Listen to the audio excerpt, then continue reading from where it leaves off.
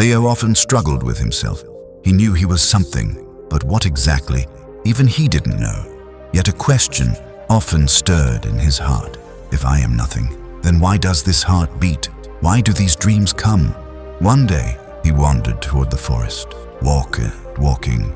He sat down under the shade of a tree.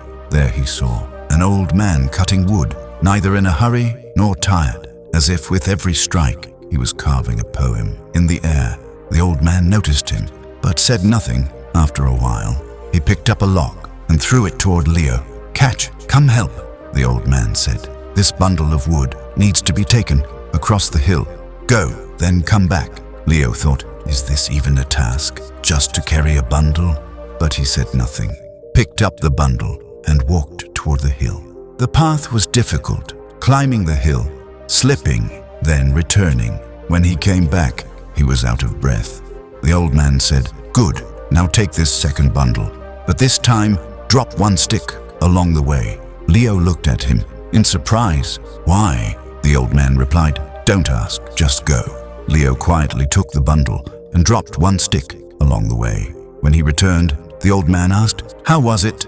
Leo said, "Felt lighter. It was easier." The old man smiled and handed him the third bundle. "Now drop 2 sticks this time." Leo did exactly that. Upon returning, he was asked again, "How was it?" Leo said, "Even easier." The old man said, "All right, take this fourth bundle. This time, drop 3 sticks."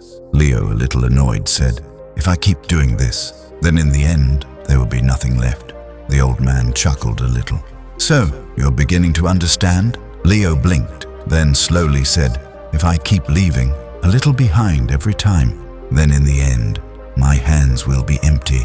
The old man said, "Life is the same every day. If you leave a little bit of your resolve, your promises, and your identity behind, then one day you'll have nothing left." Leo stood there, his eyes welled up. All those things, all his mistakes, suddenly rushed back to him.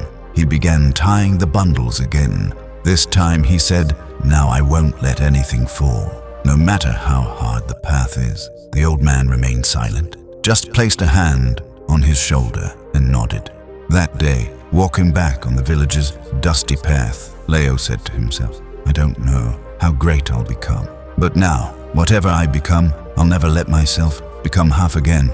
One day, there was a commotion in the village. The king had made an announcement. "Send one man from each region who can prove himself the best.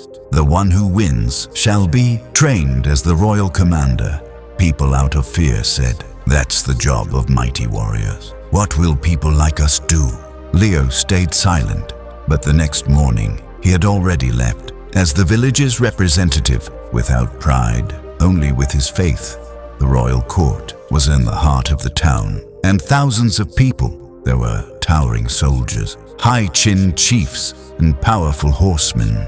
When Leo arrived, some people laughed. "What is this log-carrying boy doing here?" Leo gave no answer and just quietly sat to one side. The king's voice echoed. "In today's test, not strength, but wisdom, endurance, and true courage of heart will be tested. Whoever completes this trial shall be the victor." The challenge was announced. Take 2 sacks to the top of the hill, but in such a way that the bells tied under your feet do not make a single sound. All participants were lined up and sacks were placed in front of them. Strong soldiers began walking quickly. Some slipped, some shouted sounds came. They were disqualified. Leo walked slowly, just like that day when he had carried the bundles up the hill. Every step placed with care, every breath held. The bells were silent, and in the end, he won. The king stood up and announced in a loud voice, "This boy, he did not fight, did not speak, did not rush. He simply trusted himself at every moment. We appoint him as the royal court's representative." Leo smiled with the same simple smile he had worn that day, walking down the hill. If you want to prove yourself, do it through action, not words. Every difficulty is actually an opportunity to refine you. Work silently. Success will become your voice. There's no need to tell the world anything. Let your work be your answer. Believe this: the one who believes in himself